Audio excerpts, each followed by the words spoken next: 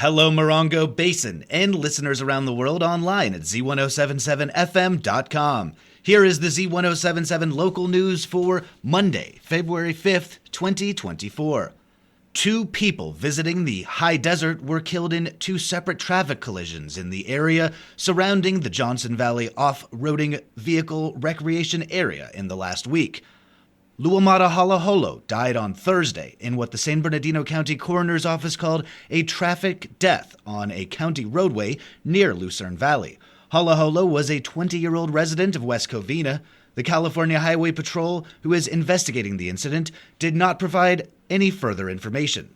Stephen Etherington, 43, was killed in a traffic death in what was described by the county coroner as the desert area in Johnson Valley. Etherington was a resident of Lake Elsinore. No further information was provided by the San Bernardino County Coroner's Office. Z107.7 will provide updates on these incidents as we learn more.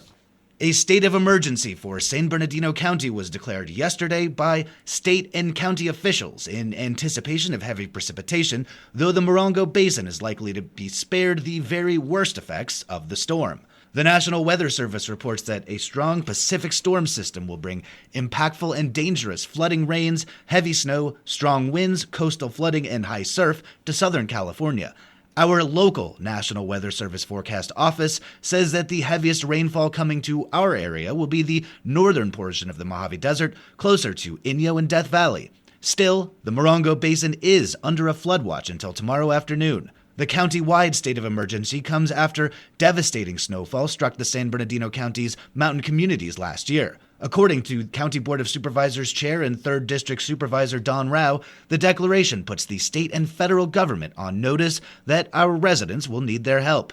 County officials say that crews and equipment will be in position to be activated as needed. The state of emergency will remain in effect until Wednesday. With rainfall still a certainty for our area, Z107.7 reminds you that when driving through the high desert, if you see flooding in the road ahead, turn around, don't drown.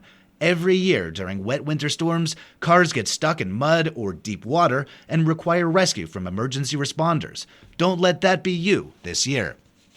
The mere mention of FP5, or Fire Protection Zone 5, makes many property owners in our county see red.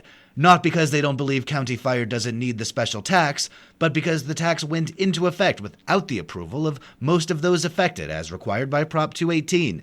Now, on the March 5th presidential primary ballot, property owners will once again be able to vote on whether or not to keep this tax in place. Here's reporter Mike Lipsitz with more on Measure W and tonight's community outreach meeting on the topic. The signs are all over Morongo Basin and much of the county. Vote no on Measure W. Sponsored by the firefighter trade unions, the message asks property owners to vote against repeal of the tax. A yes vote favors repeal of the tax. If that's not completely clear, perhaps you belong at tonight's 6 o'clock Measure W FP5 Community Outreach Informational Meeting at Belfield Hall in Landers, presented by the Desert Region Fire Safe Council and hosted by the Landers Homestead Valley Association. Tonight's meeting is your opportunity to gain insight, ask questions, and engage in discussion about Measure W FP5. Belfield Hall is on Ritchie Road, just east of Landers Post Office. Reporting for Z107.7 News, this is Mike Lipsitz. The 29 Palms Planning Commission will meet this week to discuss a proposed container hotel project, also known as the Reset Hotel. Reporter Heather Clisby has more. On Tuesday evening, the 29 Palms Planning Commission will host its bi-monthly meeting with just one agenda item, the advancement of plans for a container hotel, that is, tourist lodging made of prefabricated steel-framed shipping containers. Called the Reset Hotel by developers, the Commission will discuss a request by NV5, the firm managing the permit process, that Foothill Drive between Bullion Avenue and Split Rock Avenue be vacated, meaning it would no longer be a public access street. Foothill Drive currently does not serve any residences or businesses. The hotel is set to open in 2025. The meeting takes place on Tuesday, February 6th at 5 p.m. at City Hall, 6136 Adobe Road. It can be live streamed or viewed on demand via the city's website, 29palms.org. Reporting for Z107.7, I'm Heather Clisby. Yucca Valley Elementary was one of 6 San Bernardino County schools to receive the Golden Bell Award at SBC-SBA annual meeting on January 29th. Assignment reporter Gabriel Hart lets us in on what Golden Bell Award is and Yucca Valley Elementary's outdoor classroom project that earned them the honor. Now in its 44th year, CSB's Golden Bell Awards recognizes outstanding program and governance practices in California school districts and county education offices. The awards ceremony, held at the Dorothy Ingram Learning Center in San Bernardino, showcased exemplary programs of each award-winning district. Yucca Valley Elementary received the 2023 Golden Bell Award for their outdoor classroom project, which provides physical spaces for outdoor learning, fostering authentic, environmentally based education. The program emphasizes collaboration between students, families, and the community. MUSD Superintendent Dr. Patricio Vargas attended the ceremony to accept the award on behalf of Yucca Valley Elementary. Reporting for Z107.7, this is assignment reporter Gabriel Hart.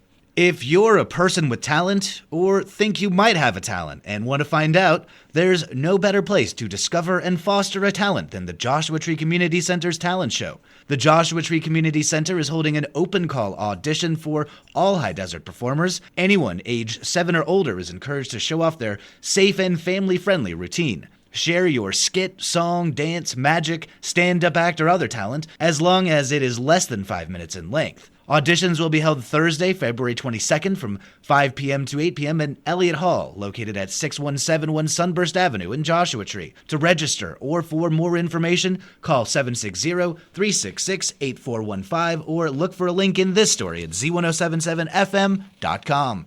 The City of 29 Palms Parks and Recreation Department hosts their second annual Paint Night, February 8th. Arts and entertainment reporter Charlie Thomas puts on his paint smock to fill you in.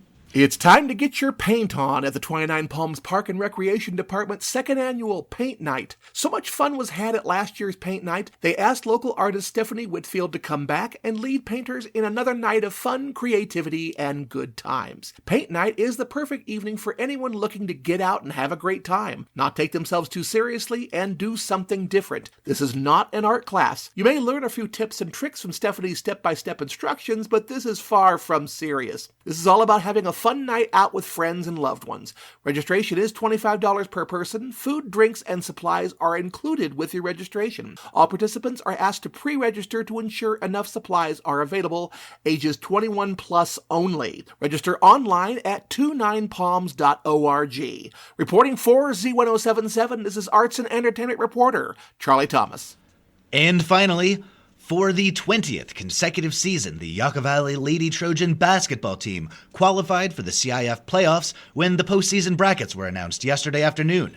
The Yucca girls will face the Aquinas High School Falcons in an CIF Division 2A matchup on Thursday night in Trojan Gym. Tip-off is 7 p.m.